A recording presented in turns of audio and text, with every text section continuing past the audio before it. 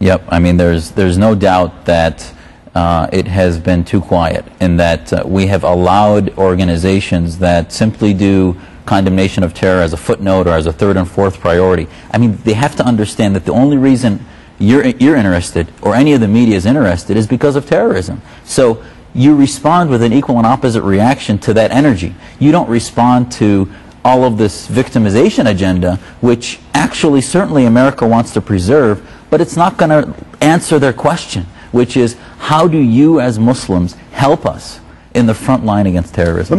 Let's go back to something we talked about in a break. You were kind of incited to get involved and to try to provide a different voice, a different perspective.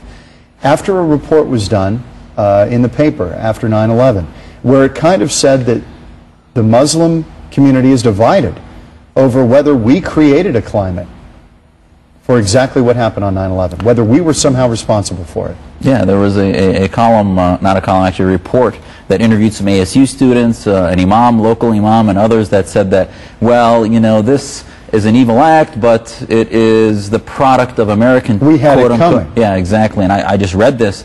You know, I served in the Navy 11 years, and they quoted a Muslim from Tempe who said that the USS Cole bombing was okay because we were infiltrating other countries. I mean, I read this and said, listen, my ship was in Somalia. We weren't there to imperialize Somalia. We were there to help people. So they really don't understand that, number one. Number two, I think that not only is there denial, but there is a lack of understanding of what America is. America is not sex, drugs, and rock and roll. America is a country based on pluralism, based on the equality of all faiths to come to the table of government and not bring their scripture, but bring their values. And that I, as a faithful Muslim, am most tested by God when I live in a society where I can sin or cannot sin. And that actually, when government sanitizes my faith and tells me how to practice or not to practice, that's no longer religion. And that's the argument against the Wahhabis in Saudi Arabia, against the Taliban in Afghanistan, against the theocracy in Iran. And the only errors that we did do, I believe, that were egregious, were how much we helped the Saudis become legitimate, how much we helped the Taliban actually become legitimate, and that we had a mission against global communism, which I think was very valid, so we had other priorities. But the problem is that I always tell people that whenever you're worried about the infiltration of radical Islam into America and the radical texts and the poor interpretations of our Quran, look in the mirror before you leave your car. Because that gas that you're pumping into your car is funding the spread. Right now, when they say, Zuhdi, how well is your organization funded? I tell them, well, it is only a glimmer in the eye of the $80 billion that the Saudis have sent into the United States in the last 30 years. So again, to some degree, you would agree that we have created some of the climate for what has happened, but you will not justify or step forward and say that the acts are warranted.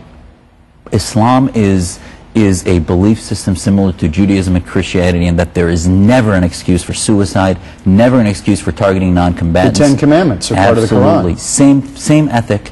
And that what is missing in the Middle East actually is Islam. It actually is a political movement that has corrupted my faith. It's hijacked our moral code for a political movement. That's why I've been so much in support of democratization. The secular dictatorships of Syria and Egypt and the monarchy of Saudi Arabia has fostered radicalism to keep the moderates at bay. Can I take you back? We're going to take you back to 9/11 and a piece we did the day after the attacks. Take a look. There is not one religion on the face of this earth that would accept what has been done. The Muslim religion condemns any type of attack on innocent human beings. Like so many other Americans, David Hadley spent time today reflecting and praying. And just like many other Americans, he and his Muslim colleagues are outraged at the attack on this nation. And if somebody wants to attack the United States, let him be man enough to declare war and come out and fight like a man. This was a cowardice act. Since the attack, religious leaders around the world have been called upon to offer comfort in this time of crisis. As a Muslim imam, Abdur Rahim Shahsadeen is no different. But all of us, and including the Christian brothers and sisters, and Jewish brothers and sisters and others, we can help each other by trying to really understand each other much better. Because understanding is what bridges the gap between people. During these trying times, many Muslims feel it is important to remember how we are the same instead of focusing on differences. Invariably, they always say the same thing, and that is, you sound just like us. And that's the truth. We are the same people. You see, we're human beings. So you hear that. That was the day after 9/11, Dr. Jasser. There were some condemnations going on, but you didn't feel it went nearly strong enough and for long enough. Absolutely. I mean, these are all wonderful people that are exemplifying what I've always said, which is the vast majority of Muslims do not even understand why these acts happen. They do not believe in terrorism. I mean, if terrorism was really part of the Muslim mentality, the world would have perished a long time ago. You had 300,000 Bosnians massacred over 3 years, and no one can ever tell me that they responded with terrorism. So that's not part of the Muslim consciousness. However, they aren't looking at this diagnostically. They just say, well, we condemn it. What does condemnation, you can condemn anything by words.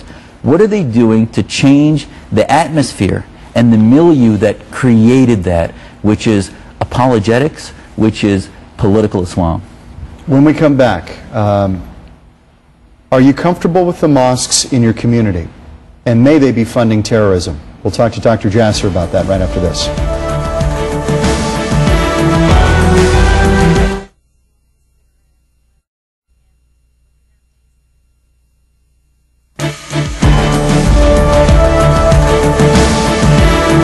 Back with Dr. Zuhdi Jasser, who's the president of the American Islamic Forum for Democracy, a voice, again, that we've been saying throughout the broadcast that you probably haven't heard or not heard nearly enough.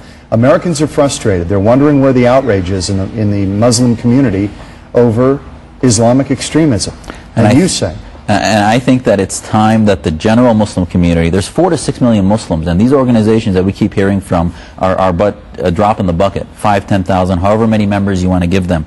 We need the general business community to start funding organizations that are looking at the problem, not at the action, but at the problem within our community, to start to effect change so that our children grow up with American values, understanding pluralism, and having it in synergy with Islam. And I think that then we will begin to get credibility. There were battles over the mosques that went up, the last one in Scottsdale, concerns about where the money goes. And could it be funding terrorism? These are concerns that were out there. You're aware of this. Is this something to be feared? I mean, it's all seemed to work out in Scottsdale. There haven't been a lot of problems. The mosque went in and life went on. Yeah. I mean, and I'm a member of that community, so I can tell you that it's a very peaceful community, that our money all stays within, comes from within. Certainly from a national perspective, I think that there are some mosques. If you look in Illinois, there was a number of stories about the Muslim Brotherhood and Hamas's connection to some of those mosques. The mosque and the political sermons, those board of directors in mosques that have been co-opted by political movements that have foreign interests are very dangerous, so and I think we need to start having that debate. So your concern is that the mosque and the religion is becoming politicized? Absolutely. That's why, to me, the first step Has that not happened in America, though, with Christianity? You see, absolutely. I mean, there is politicization of faith everywhere, but the difference is that Christian and Jewish political religion doesn't want to change the Constitution, doesn't want to create a government if they became a majority in which the Constitution, the only source of law, is their religious book. In Islam, right now, Islamists, if they were a majority, would believe that the Quran is the Constitution. 15 seconds. Iraq. Could it turn out well in your view? It's the only way. I know that the treatment is, it's sort of like chemotherapy for cancer. The end is the treatment that is going to work. You have to democratize. We have to be patient. This is a generational change. Just like we stayed in Germany and Korea for a generation, we're going to have be patient in Iraq. Thanks, Dr. Jasser. Appreciate it. Good to see you. Thank you.